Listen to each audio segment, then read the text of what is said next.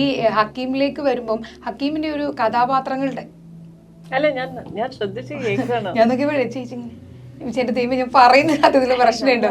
ഹക്കീമിലേക്ക് വരുമ്പോ ഹക്കീമിന്റെ കഥാപാത്രങ്ങളുടെ ഹക്കീമിന്റെ കഥാപാത്രങ്ങളുടെ തെരഞ്ഞെടുപ്പ് ഭയങ്കര രസമാണ്. അതായത് സ്ലോ ആയിട്ട് വന്നിട്ട് ഒരു ഹൈപ്പിലേക്ക് പോകുന്ന പോലെയാണ്. അപ്പൊ കഥ ഇതുവരെ ഇതെന്താണ് നീറ്റുണ്ട്, ഒരു രക്ഷയില്ലല്ലോ ദൈവമേ. എന്താ പറയുന്നതിന് ഇപ്പൊ ചിരിക്കുന്നത് എന്തിനാ? ഞാൻ ഹക്കീമിലേക്ക് വന്നപ്പോ എന്തോന്ന് കിട്ടുന്ന ചോദിച്ചപ്പോഴായിരുന്നു. ഇല്ല അത്രയൊക്കെ മതി അല്ലേ?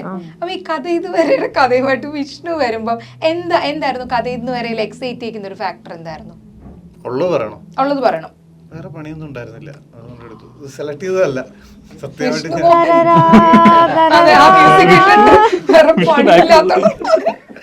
വിഷ്ണു എന്നോട് പുറത്ത് നിന്നിട്ട് ഞങ്ങൾ ഇന്റർവ്യൂവിന് മുന്നേ സംസാരിക്കുമ്പോൾ ഞാനിങ്ങനെ പ്രണയവിലാസം കണ്ടിട്ട് അത് കണ്ടപ്പോൾ എനിക്ക് ഹക്കീമിന്റെ ഭയങ്കര ഇഷ്ടമായി. അപ്പൊ എനിക്ക് ഈ കഥാപാത്രം വന്നപ്പോൾ എന്നൊക്കെ പറഞ്ഞ വിഷ്ണു കേൾക്കേണ്ടതാണ്. വിഷ്ണു എന്നെ വിളിക്കുന്നത് പ്രണയവിലാസം കണ്ടിട്ടാണ്. അതെ, ഞാനിത് എടുക്കാനുള്ള കാരണമല്ലേ ചോദിച്ചത്. അതാ പറഞ്ഞത്. ഞാൻ ഫ്രീയായിരുന്നു, എനിക്ക് വേറെ കോൾസ് ഒന്നും വരുന്നുണ്ടായിരുന്നില്ല.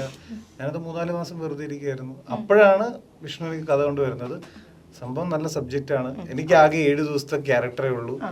എനിക്ക് ക്യാരക്ടറിന് പേര് പോലും ഇല്ല. എന്നിരുന്നാലും എനിക്ക് കാസ്റ്റിന്റെയും ക്രൂവിന്റെ ഇത് കേട്ടപ്പോൾ തന്നെ ഞാൻ ഭയങ്കര എക്സൈറ്റഡ് ആയി. ഞാൻ എന്തായാലും ചെയ്തു. ഞാൻ എന്റെ സ്റ്റോറിയുടെ കുറച്ച് മാത്രമേ കേട്ടിട്ടുള്ളൂ. എനിക്ക് സ്ക്രിപ്റ്റ് എന്താണെന്ന് പോലും അറിയില്ല. ഞാൻ അവിടെ ചെന്ന് കഴിഞ്ഞിട്ടാണ് സ്ക്രിപ്റ്റ് വായിക്കുന്നത്. അതാണ് ശരിക്കും പറഞ്ഞത്. അല്ല ഞാനത് സെലക്റ്റീവായി എന്റെ ക്യാരക്ടറിന് വേറൊരു ഗ്രോത്ത് കൊടുത്ത് ഞാൻ പറഞ്ഞ ആ ഒരു പ്രോസസ് അല്ല എന്നുള്ള രീതിയിലാണ് പറഞ്ഞത്. വേറെ പണിയില്ലായിരുന്നു.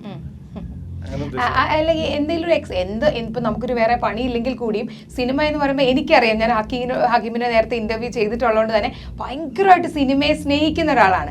നമ്മളെ എക്സൈറ്റ് ചെയ്യുന്ന എന്തെങ്കിലും ഒരു ഫാക്ടർ കഥ ഇന്ന് വരെ ഉണ്ടാവില്ലേ?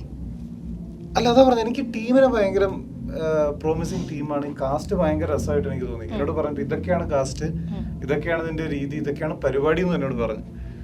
അത് പറഞ്ഞാൽ എനിക്ക് 7 ദിവസത്തെ വർക്കിലേ ഉണ്ടായിരുന്നുള്ളൂ. അപ്പൊ എന്റെ ക്യാരക്ടർ അങ്ങനത്തെ ഒരു ക്യാരക്ടറും ഈ കഥയിൽ ഈ ക്യാരക്ടർ എങ്ങനെയാണ് പ്ലേസ്ഡ് ആയേക്കുന്നത് എന്നുള്ളതിന്റെ ഒരു ഭംഗി ഉണ്ടായിരുന്നു. അപ്പൊ അത് ചെയ്യാന്നുള്ള ഒരു എക്സൈറ്റ്മെന്റ് എനിക്ക് തീർച്ചയായിട്ടും ഉണ്ട്.